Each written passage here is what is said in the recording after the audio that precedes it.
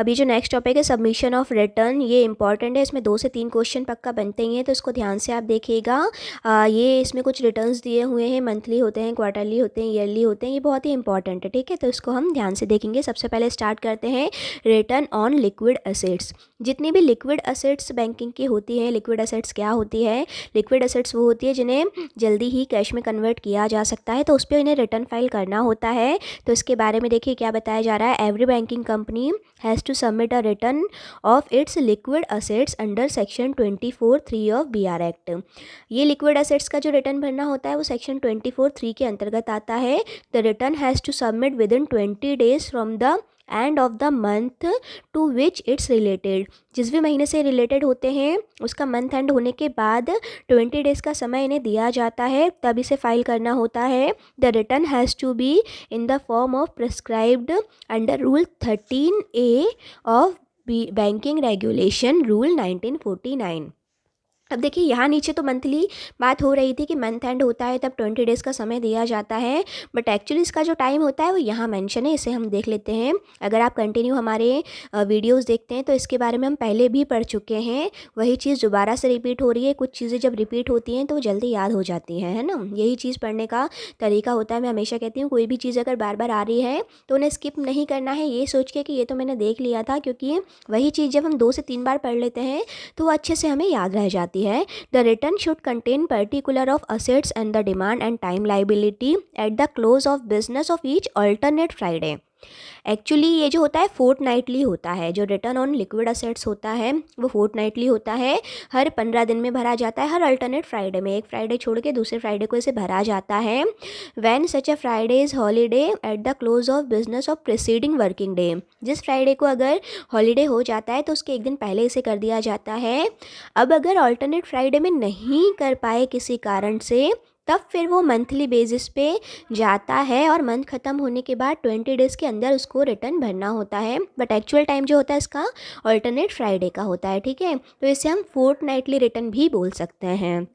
अब जो ऑप्शन आते हैं कि return on assets, liquid assets जो होता है उस पे जो रिटर्न होता है वो कब भरा जाता है, ऑप्शन में रहेगा alternate Friday, alternate Saturday, alternate Monday, alternate Tuesday. तो आपको याद रखना है कि जो फोर्टनाइटली रिटर्न है वो अल्टरनेट फ्राइडे का है, ठीक है। एक क्वेश्चन बनता है, इंपॉर्टेंट ये हो सकता है, इसको याद रखिएगा, ठीक है।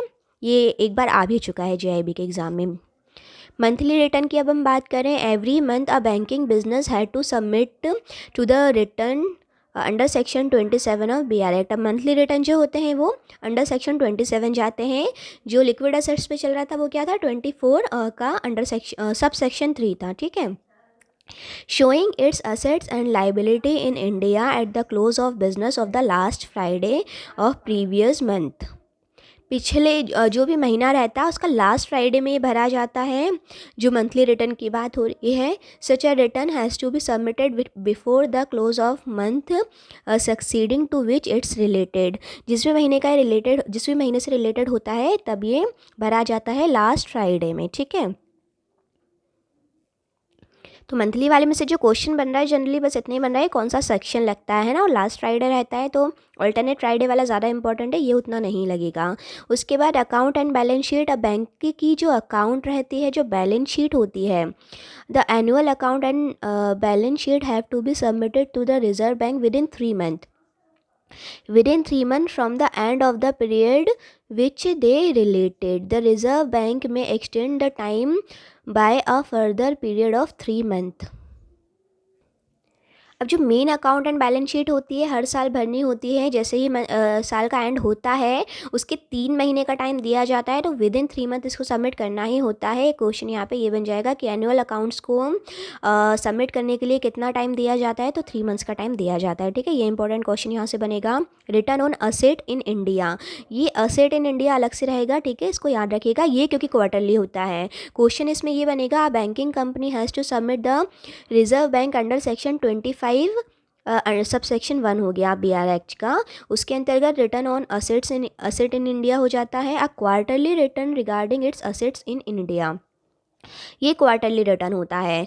तो असेट इन इंडिया कैसे भरा जाता है, monthly, quarterly, half yearly, yearly, ये ऑप्शन में रहेगा। तो आपको याद रखना है असेट्स इन इंडिया का जो चल रहा है ऑप्शन, उसमें क्वार्टरली रिटर्न भरा जाता है। ठीक है, एंड ऑफ द क्वार्टर होता है ये, with in month of the end of the quarter, 1 महीने का समय इसमें दिया जाता है। और ये रूल्स 14A लग जाता है बैंकिंग रेगुलेशन कंपनी रूल का। ठीक है, तो ये भी इंपॉर्टेंट है, यहाँ पे याद रखिएगा। रिटर्न ऑफ अनक्लेम्ड डिपॉजिट, अब इसके बारे में पहले भी हम देख चुके हैं, अगेन देख लेते हैं। Under section 26 of BR act, a banking company has to file within 30 days of the close of each calendar year.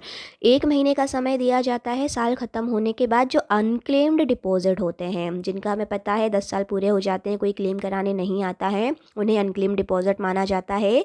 1 साल ख़त्म होने के बाद 1 महीने के अंदर इनका रिटर्न RBI को सबमिट करना होता है। और यह पैसा जाता कहाँ है, एजुकेशन एंड अवेयरनेस फंड में। ठीक है, depositor education and awareness fund के अंतर्गत जाता है। इसका फुल फॉर्म आ सकता है, ये भी आ सकता है कि डिपॉजिट, जो शॉर्ट फॉर्म आया DEAF, इसमें ए का क्या मतलब होता है, इस टाइप के भी क्वेश्चन बहुत आते हैं JIIB में। जैसे NEFT दिया तो उसमें सिर्फ ई का ही मतलब पूछा, जनरली पूरा फुल फॉर्म तो सबको याद रहता है, जब पर्टिकुलर एक वर्ड पूछा जाता है तो थोड़ा कन्फ्यूजन हो ही जाता है। इस टाइप के क्वेश्चन बहुत आते हैं इस एग्ज़ाम में, तो इसीलिए उनके जो फुल फॉर्म होते हैं उन्हें अच्छे से याद रखिएगा। तो ये यहाँ पे हो गया। इसके अलावा फिर नीचे हम आएंगे, इसमें से सिर्फ इतना ही बनता है। ठीक है, कि 1 मंथ के अंदर सबमिट करना होता है। जो 10 ईयर से ज़्यादा हो जाते हैं वो अनक्लेम डिपॉजिट कहलाते हैं। Return of cash reserve of non scheduled bank, अब जो CRR है उसकी बात हो रही है। Every banking company not being a scheduled bank has to furnish a return to the Reserve Bank under Section 18 of the BR Act relating to cash reserve. The RBI uses CRR as a tool to increase or decrease the money flow. अब CRR को RBI कैसे use करता है, जो banking है उनकी money को control करने के लिए। यदि बैंक के पास ज़्यादा ही पैसा हो जाता है, वो ज़्यादा ही लोन बांटने लगता है, तो वो क्या करता है, CRR की रेट बढ़ा देता है, तो उनको अपना पैसा ज़्यादा रखना पड़ता है फिर RBI के पास, फिर उनके पास उतना कैश नहीं बचता, तो फिर वो लोन देना कम कर देते हैं। तो इस तरीके से ये मनी कंट्रोल करते हैं CRR के थ्रू। CRR वो होता है, बैंकिंग को अपना जो है कुछ पार्ट RBI के पास रखना पड़ता है, वो CRR कहलाता है। RBI is necessary to secure the monetary stability in the country. The return has to be submitted before the 20th day of every month.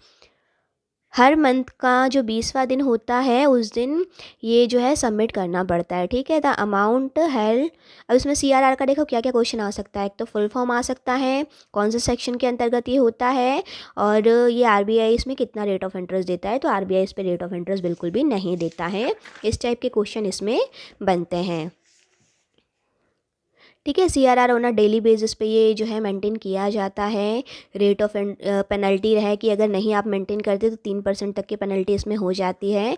Penalty के रेट अलग अलग दिए हैं। The defaulting bank shall be liable to pay a penalty at the rate of 3% above the rate of the amount of which it is shortfall from the prescribe CRR, and further the penalty shall be increase 5% तक जा सकती है subsequent day. अगर ये continue maintain नहीं किया जाता है तो 3 से फिर रेट बढ़ाकर 5% कर दी जाती है। ठीक है, ये चीज़ बोली जा रही है।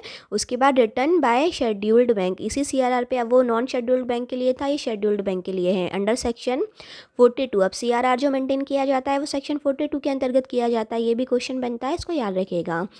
CRR section 42 of RBI act है, एक होता है SLR सेक्शन 24 और BR एक्ट है। ठीक है, तो ये सेक्शन अपोजिट है CRR SLR के लिए। CRR RBI एक्ट में लगता है, SLR BR एक्ट में लगता है। ये दोनों इंपॉर्टेंट है, तो इसको ज़रूर याद रखिएगा, क्योंकि SLR का जैसे दे सकते हैं 24 ऑफ RBI एक्ट भी लिखा हो सकता है, तो ये कंफ्यूज नहीं होना है, यहीं गलत हो जाता है फिर, है ना। तो ये चीज़ याद रखिएगा। ये यहाँ तक का हमने रीड कर लिया, वीडियो लंबा हो जाएगा, एक काम करते हैं इसे यहीं ख़त्म करते हैं। इसके बाद हम अगले वीडियो में देखेंगे। आई होप यहाँ तक आपको अच्छे से क्लियर हो गया होगा। कोई भी क्वेश्चन रह जाता है कमेंट सेक्शन में ज़रूर पूछिएगा। और ये जो क्वेश्चन इनमें से बनते हैं वो हमने डिस्कस कर चुके हैं, आगे का चैप्टर अगले वीडियोज़ में देखेंगे।